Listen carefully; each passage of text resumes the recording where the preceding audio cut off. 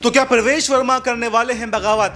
क्या गिर जाएगी रेखा गुप्ता की सरकार? जी हाँ, नमस्कार। नेक्स्ट 9 न्यूज पर आपका बहुत बहुत स्वागत है। और हमारे इस खास प्रोग्राम में आज हम चर्चा कर रहे हैं दिल्ली के बारे में, क्योंकि जब से रेखा गुप्ता ने शपथ लिया है तो दिल्ली के बीजेपी के अंदर एक भगदड़ सी मच गई है। एक तरफ प्रवेश वर्मा है जो सीएम न बनाने से नाराज हैं, तो वहीं एक तरफ अब मोहन बिष्ट का नाम भी निकलकर सामने आ रहा है कि मोहन बिष्ट भी काफ़ी ज़्यादा नाराज दिखाई दे रहे हैं, क्योंकि ना तो उनको मुख्यमंत्री की रेस में भी थे, ना तो मुख्यमंत्री बनाया गया, और ना उनको स्पीकर बनाया गया, और ना ही मंत्री पद में उनको कोई भी जगह दी गई है, मंत्रिमंडल में कोई भी जगह दी गई है। तो ऐसे में अब ये देखा जा रहा है कि मोहन सिंह बिष्ट भी काफ़ी ज़्यादा आक्रामक बीजेपी पर दिखाई दे रहे हैं। तो ऐसे में तमाम सिचुएशन ये बता रही हैं कि दिल्ली एक बगावत की तरफ जा रही है, और ये बगावत अगर दिल्ली के अंदर होती है तो 27 सालों का सूखा जो अभी खत्म होने के लिए आया था, क्या वो सूखा 5 सालों के लिए और बढ़ सकता है? क्या रेखा गुप्ता की सरकार गिर सकती है? क्योंकि बड़ी मुश्किल मशक्कत से दिल्ली के अंदर बीजेपी सरकार बनाने में कामयाब हुई, लेकिन उसके बावजूद ऐसे फैसले बीजेपी ने किए, यानी कि मुख्यमंत्री हो या मंत्रिमंडल में जितने भी लोग हैं, नए नए लोगों को जगह दी गई है, पुराने नेताओं को जगह नहीं दी गई है। तो आखिर बीजेपी करना क्या चाहती है? इस पर तमाम आरोप भी बीजेपी पर लगे कि बीजेपी रिमोट कंट्रोल से सरकार चलाना चाहती है, इसलिए वो नए नए चेहरों को मौका दे रही है। लेकिन इसके पीछे की आखिर वजह क्या है, इन सब बातों पर हम चर्चा करेंगे। मेरे वरिष्ठ सहयोगी राहुल जी मेरे साथ मौजूद हैं, हम राहुल जी से जानेंगे। राहुल जी, मेरा पहला क्वेश्चन तो ये रहेगा कि दिल्ली का चुनाव आपने लड़ा किसी और के चेहरे पर, किसी और को सीएम बनाने के वादे आपने किए, लेकिन जब आप जीत जाते हैं तो उसको साइडलाइन कर देते हैं, और सीएम तो छोड़िए बल्कि डिप्टी सीएम भी नहीं बनाते। तो क्या अगर प्रवेश वर्मा बगावत यहाँ पर करते हैं तो वो बगावत ठीक है बीजेपी के साथ में, या फिर उनको बगावत नहीं करनी चाहिए? बस भाई, ये पर्ची की सरकार है और यहाँ पर पर्चियों को निकाल कर सीएम बनाया जाता है। ये बीजेपी की सरकार है और एंड टाइम तक ये दूल्हे का मुंह नहीं दिखाते हैं। बारात तो सजकर तैयार हो जाती है, जैसे दिल्ली के अंदर देखा गया। और प्रवेश वर्मा को लेकर आप बात कर रहे हैं कि क्या प्रवेश वर्मा के नाम पर चुनाव लड़ा गया और उन्हें सीएम नहीं बनाया गया। शायद मैं अपने दर्शकों को ये भी ज़रूर बता दूं कि ये दिल्ली की कहानी नहीं, ये कहानी महाराष्ट्र की भी है। क्योंकि जब महाराष्ट्र में विधानसभा चुनाव हो रहे थे, या चुनाव से पहले अगर हम बात कर लेते हैं, तो चुनाव से पहले आप देखिए, चुनाव के बाद तो तस्वीर साफ थी, चुनाव से पहले आप देख लीजिए, बीजेपी देवेंद्र फडणवीस को लेकर शांत थी।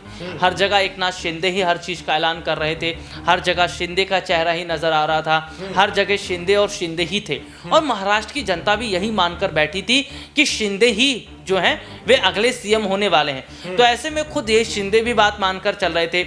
लेकिन जब ये देखा जाता है कि शिंदे के चेहरे पर चुनाव लड़ने वाली भारतीय जनता पार्टी ने एंड टाइम पर देवेंद्र फडणवीस के नाम पर मुहर लगा दी और शिंदे को साइडलाइन कर दिया गया, उन्हें मंत्रालय तक ढंग के नहीं दिए गए। डिप्टी सीएम का एक पद दिया गया। डिप्टी सीएम क्या पद होता है वो सब जानते हैं, एक औपचारिकता होता है जिसे एक खाना पूर्ति कहा जाता है। तो ये क्या देखा जा रहा है कि जो डिप्टी सीएम जैसा पद दिया गया, ये पद ये बताता है कि शिंदे का कोई रोल अब नहीं रह गया। क्योंकि जब शिंदे की जरूरत थी, इन्होंने शिंदे का इस्तेमाल किया, दूध में से मक्खी की तरह निकाल कर फेंक दिया। अब आप प्रवेश वर्मा पर हम आ जाते हैं। दिल्ली में क्या हुआ?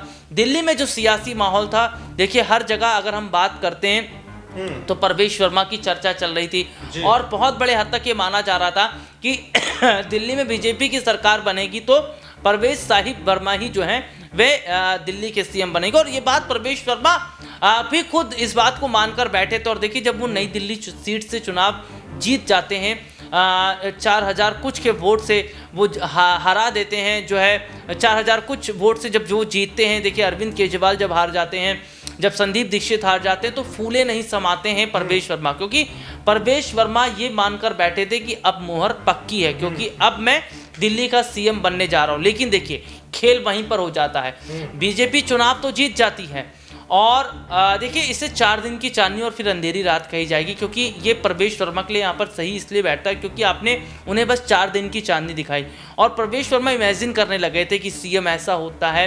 लेकिन राहुल जी, कहा ये जा रहा है कि बीजेपी यहाँ पर 2 सीएम भी बना सकती है, यानी कि पूरे के पूरे मंत्रिमंडल को भी चेंज कर सकती है, सीएम को भी चेंज कर सकती है 2 साल के बाद में। ऐसा क्योंकि देखिए पिछली सरकार भी यहाँ पर जब 1993 में बीजेपी की बनी थी तो उस वक्त 3 सीएम जो है 5 साल के कार्यकाल में बीजेपी ने बनाए थे।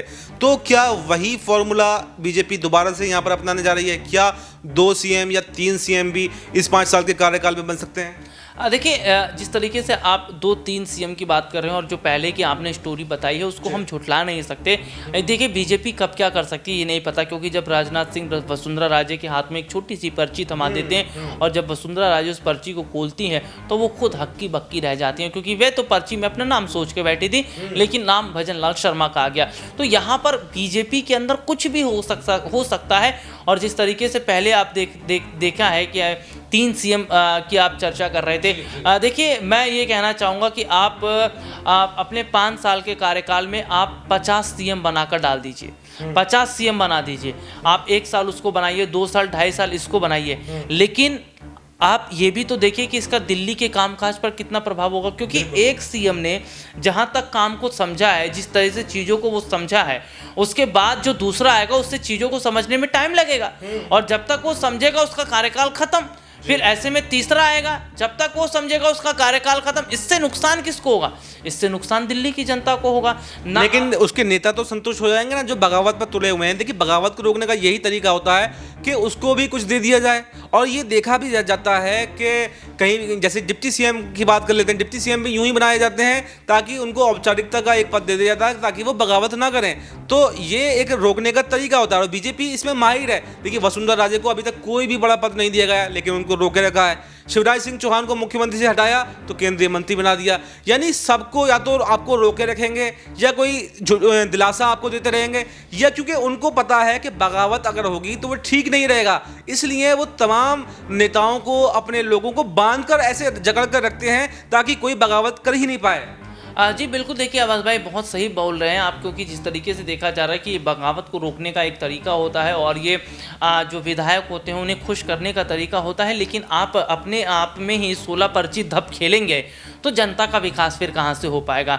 आप जो बड़े बड़े रिवर फ्रंट बनाने की बात कर रहे हैं, आप प्रदूषण को हटाने की बात कर रहे हैं, आपने ठीक है अभी से शुरुआत कर दी है, लेकिन 5 साल तो बचा हुआ है ना। देखिए, वो कहते हैं ना कि जो नया 9 दिन का होता है और फिर 10वें दिन बाद पता चलता है। तो देखिए, जब नया 9 दिन का होता है ना तो बहुत अच्छा लगता है और बहुत सारे काम किए जाते हैं, फिर बदल किए जाते हैं, तबादले किए जाते हैं, ये फरमान आ जाता है, वो फरमान आ जाता है। और देखिए, ये कुर्सी की पावर होती है, ताकत होती है। कुर्सी पर बैठने के बाद ये कर दो, वो कर दो, और जब धीरे धीरे देखिए खिलौना होता है ना, जब एक बच्चे के हाथ में खिलौने देते तो बहुत चाव से उसको खेलता है। 1 दिन खेलेगा, 2 दिन खेलेगा, 3 दिन खेलेगा, चौथे 5वें दिन जो उसको मन भर जाता है, क्योंकि वो उसी चीज को बार बार कर रहा है, उसको तोड़ भी देता है, फेंक भी देता है। तो यही हाल हम दिल्ली के अंदर देख रहे हैं। अभी आप क्या देख रहे हैं? आप यमुना की सफाई जोरों शोरों से कर रहे हैं, आप जो है रिवर फ्रंट बनाने की बात कर रहे हैं, आप ये कह रहे हैं कि हम जो झुग्गी बस्ती के लोग हैं उन्हें पक्का मकान दे देंगे। आप तमाम चीज़ें तो कर रहे हैं। देखिए, मैं महिला योजना की बात कर लेता हूं कि आतिशी ने सवाल पूछा कि भैया ये महिलाओं को राशि कब दी जाएगी,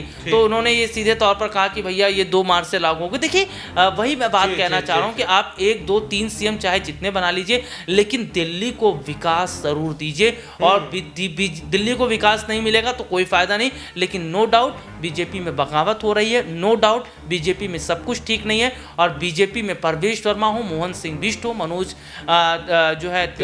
तिवारी हो, ये तमाम जितने भी बड़े चेहरे हैं ये नाराज हैं और शायद इनकी नाराजगी बीजेपी के लिए दिल्ली में नुकसान खड़ी कर सकती है। तो देखिए, हमारे सहयोगी ने आपको पूरा विस्तार से बताया, उदाहरण देकर के भी बताया कि 4 दिन की चांदनी है। बीजेपी चाहे 2 सीएम बनाने की सोच रही हो या 3 सीएम बनाने की सोच रही हो, उससे कोई जनता का कोई भी फायदा नहीं होने वाला है। आप एक ही को बनाइए या 5 को बनाइए, यहाँ पर आप काम करके दिखाइए, यानी जनता का काम होना चाहिए। खाली ऐसा नहीं होना चाहिए कि आपने लोगों को संतुष्ट करने के लिए, बगावत को रोकने के लिए आप 2-3 सीएम का फॉर्मूला यहाँ पर लागू करें। तो ऐसे में प्रवेश वर्मा को क्या अभी कुछ जिम्मेदारी और देते हैं, डिप्टी सीएम बनाते हैं, या फिर यहाँ पर बड़ी बगावत दिल्ली के अंदर देखने को मिल सकती है? फिलहाल इस प्रोग्राम में इतना ही। इस पर आपको क्या कुछ कहना है कमेंट बॉक्स में अपनी राय जरूर बताएं और देखते रहें नेक्स्ट 9 न्यूज़।